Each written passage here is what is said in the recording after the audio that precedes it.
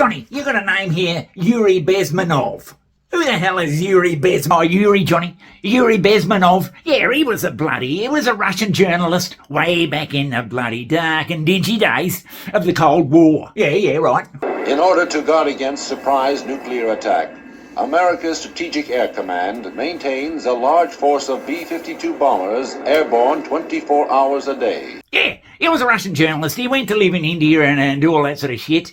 But what he's mainly famous for is when he absconded from the Soviet Union. But Jesus, yeah, he defected. Each B-52 can deliver a nuclear bomb load of 50 megatons. And it wasn't long before Yuri came out with a whole bloody lot of theories about what the hell the Soviet Union was doing during the Cold War. Yeah, right. But they have one geographical factor in common. They are all 2 hours from their targets inside Russia. So what did this Yuri bloke do? Now he reckons that the Soviets had put in place all this bloody subversion stuff to bring down the United States, capitalism and the bloody Western bloody democracy itself by means of planting people and planting ideas and doing all that sort of shit. But the Cold War was it was cold. They're literally doing it to deteriorate the fabric of American democracy.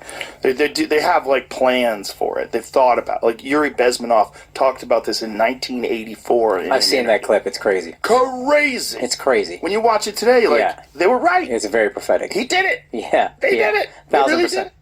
Hey, Connor, do we have that clip of Yuri? Well, you spoke several times before about ideological subversion. That is a phrase that I'm afraid some Americans don't fully understand. When the Soviets used the phrase ideological subversion, what do they mean by it? Ideological subversion is the process which is legitimate, overt, and open. You can see it with your own eyes. And it's a slow process which we call either ideological subversion or active measures, активные мероприятия in the language of the KGB, or psychological warfare. What it basically means is to change the perception of reality of every American to such an extent that despite of the abundance of information, no one is able to come to sensible conclusions in the interests of defending themselves, their families, their community, and their country. It's a great brainwashing process which goes very slow, and it's divided in 4 basic stages. Now, what Yuri was suggesting, Johnny, it was that the Moscovites, yeah, right, by means of a sort of a bloody psychological type warfare, they were going to put into place the bringing down of the universities, say, of the Western culture, especially in America.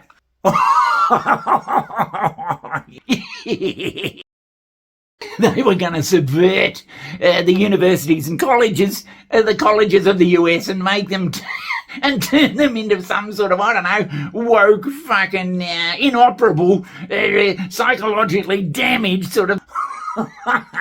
And it was going to undermine the very foundation of the US financial system and make them eventually broke. And it was going to turn the US people on themselves, so half of the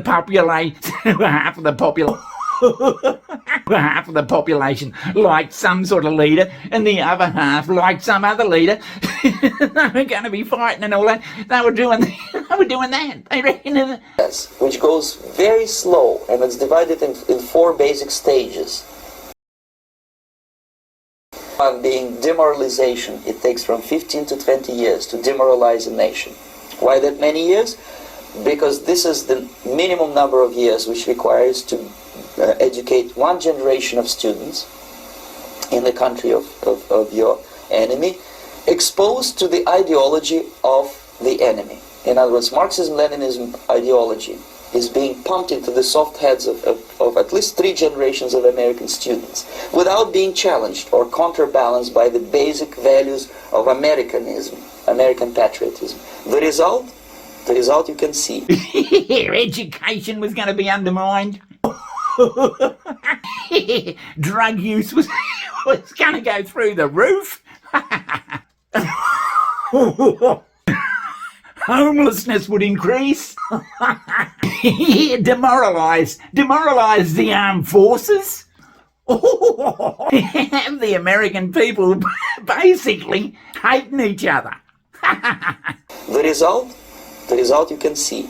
Most of the people who graduated in the 60s, dropouts or half-baked intellectuals, are now occupying the positions of power in the government, civil service, business, mass media, educational system. You are stuck with them. You cannot get rid of them. They are contaminated. They are programmed to think and react to certain stimuli in a certain pattern. You cannot change their mind, even if you expose them to authentic information, even if you prove that white is white and black is black. You still cannot change the basic perception and the logic of behavior. In other words, these people, the process of demoralization is complete and irreversible. Yeah, and it was going to sort of destroy the ability of the American and the Western people to make any rational decision about anything. Well, it's all turned out to be true. Right. Yeah, true. I mean, you can say it's a whole lot of bullshit and luck and all that sort of stuff, but by Jesus, what he was saying bloody 50, 40, 30 years ago, it's coming true. Crazy. Crazy. It's crazy. When you watch it today, like, Yeah. they were right. It's very prophetic. He did it. Of the United States society. And yet these people who've been programmed and, as you say, in place and Yes. who are favorable to an opening with the Soviet concept, And why it's coming true? Maybe it's just a coincidence, Johnny. Christ Almighty! But by Jesus, these things were definitely set in place. This they don't understand, and it will be greatest shock for them, of course.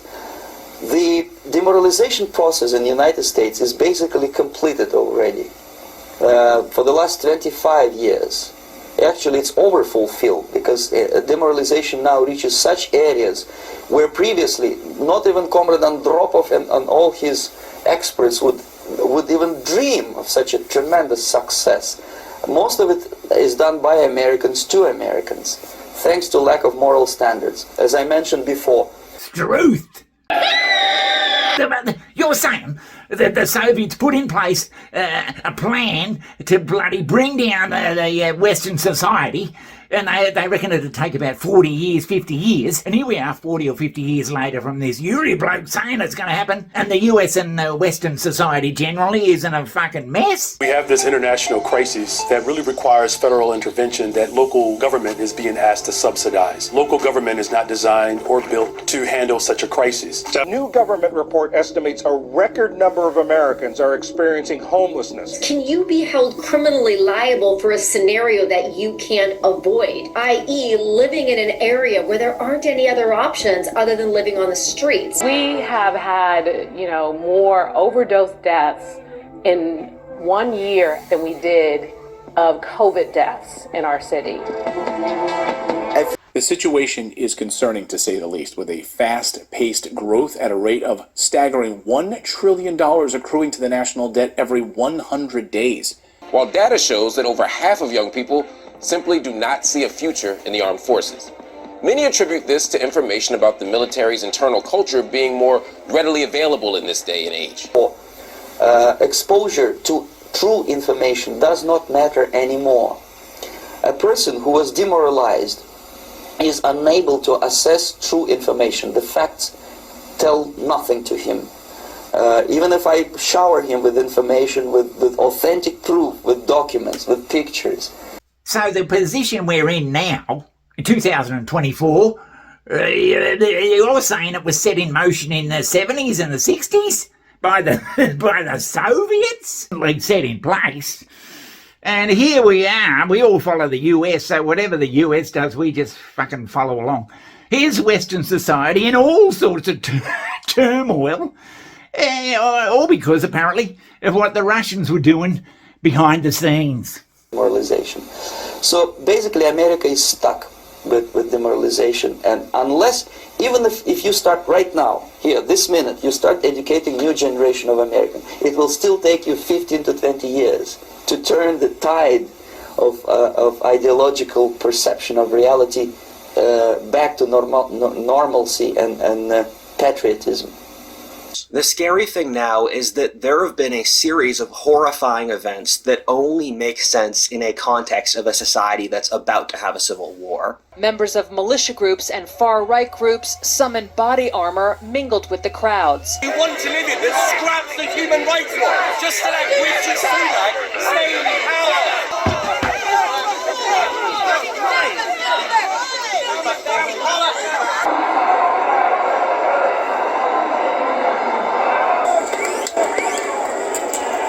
You realize that fluoridation is the most monstrously conceived and dangerous communist plot we have ever had to face?